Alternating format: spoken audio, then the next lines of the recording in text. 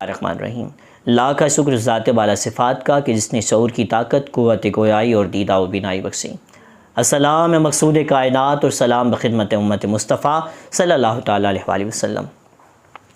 آج کی یہ ویڈیو چند گھٹیا، غلیظ اور ناپاک چہروں کے نام کہ جنہوں نے ہم مسلمانوں کے وجودوں کو نہیں، روحوں کو اذیت پہنچائی ہے۔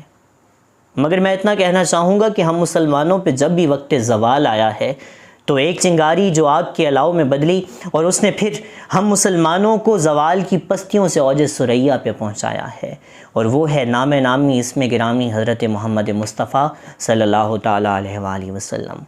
وہ ذات کے جو وجہ تخلیق کائنات ہے، وہ ذات کے جو ہماری آنکھوں کا نور ہے، ہمارے دلوں کا سرور ہے، ہمارے وجودوں کا قرار ہے، ہماری روحوں کا چین ہے، ہمارے سروں کا تاج ہے، ہماری زندگیوں پہ جن کا راج ہے، جو ہیں تو سب کچھ ہے، جو نہ ہوتے تو کچھ نہ ہوتا، جان ہے وہ جہان کی اور جان ہے تو جہان ہے۔ بی جے پی کی اس گھٹیا گندی عورت کے نام یہ پیغام کہ ایک مرتبہ جا کے اپنی ماں سے اپنے باپ کا نام ضرور پوچھ لینا، اور دوسرا جا کے تاریخ کے اوراق میں ضرور جھانکنا کہ جب بھی ہم مسلمانوں کو اس انداز میں جھنجھوڑا گیا ہے تو کس انداز میں شیروں نے انگڑائیاں لی ہیں۔ یقین نہ آئے تو ایک مرتبہ پڑھ لینا صلاح الدین ایوبی کی اس یلغار کو، یقین نہ آئے تو ایک مرتبہ دیکھ لینا نور الدین زنگی کی اس پکار کو کہ جس نے مٹی کی تہوں میں چھپے ہوئے ان دو ناپاک وجودوں کو نکالا تھا اور تختہ دار پہ لٹایا تھا۔ یاد رکھنا کہ یہ نام تو وہ نام ہے کہ جس کی خاطر دیوانوں کے لشکر چلے آتے ہیں۔ یاد رکھنا اس نام کی گٹی، اس نام کی عظمت تو ہمیں ہماری مائیں اپنے دودھ میں پلاتی ہیں، اور دعاؤں میں یہ فریادیں کیا کرتی ہیں کہ اے مالک اس نام پہ مر مٹنے والے ہوں یہ جیالے۔ یقین نہ آئے تو غیر مسلم بیٹی فلورینڈا کی اس فریاد کو دیکھنا کہ جس کے لیے طارق بن زیاد اور موسیٰ بن نصیر نے کشتیاں جلائیں تھیں۔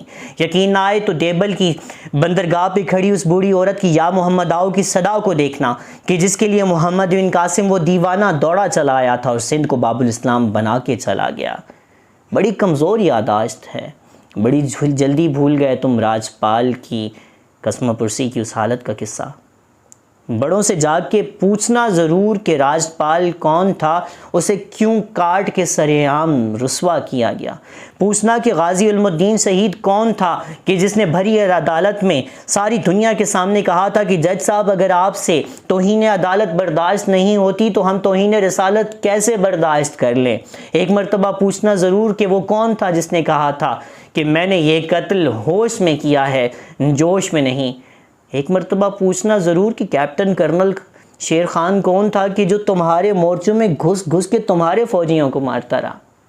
ایک مرتبہ پوچھنا ضرور کہ عامر سیما کون تھا جو رہتا تو دیار غیر میں تھا لیکن ناموس رسالت پہ ایک لفظ بھی برداشت نہ کر سکا، اس شخص کو فنا کیا جو اپنی گھٹیا زبان سے بولتا تھا اور خود جام دوام پی گیا۔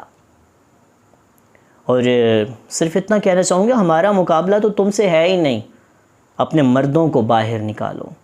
وہ ذات اقدس تو کمال کی ذات ہے کہ جس نے جنگ کے بھی اصول بتائے ہیں، وہ جو فرماتے تھے کہ جاتے ہوئے کسی عورت پہ ہاتھ نہ اٹھانا، لاشوں کو مسخ نہ کرنا، کسی بچے کو رسوا نہ کرنا، کسی بوڑھے پہ ہاتھ نہ اٹھانا، وہاں کی مذہبی عمارتوں کو تباہ نہ کرنا، درختوں کو خراب نہ کرنا۔ تم لوگ کہتے ہو everything is fair in love and war, مگر ہمارے لیے اصول ہیں جنگ کے کچھ۔ یقین نہ آئے تو 1.5 سال پہلے فقط پیچھے مڑ کے دیکھ لینا کہ کیسے تمہارے فائٹر جیٹ کو ہم نے زمین پہ گرایا اور کیسے تمہارے فائٹر پائلٹ کو مونچھوں سے پکڑ کے گھسیٹا تھا ہم نے۔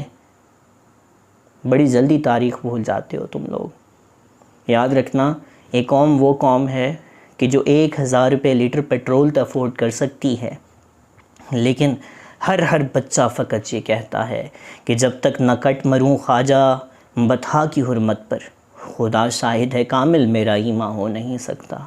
سب برداشت ہے مگر توہین رسالت کسی صورت نہیں۔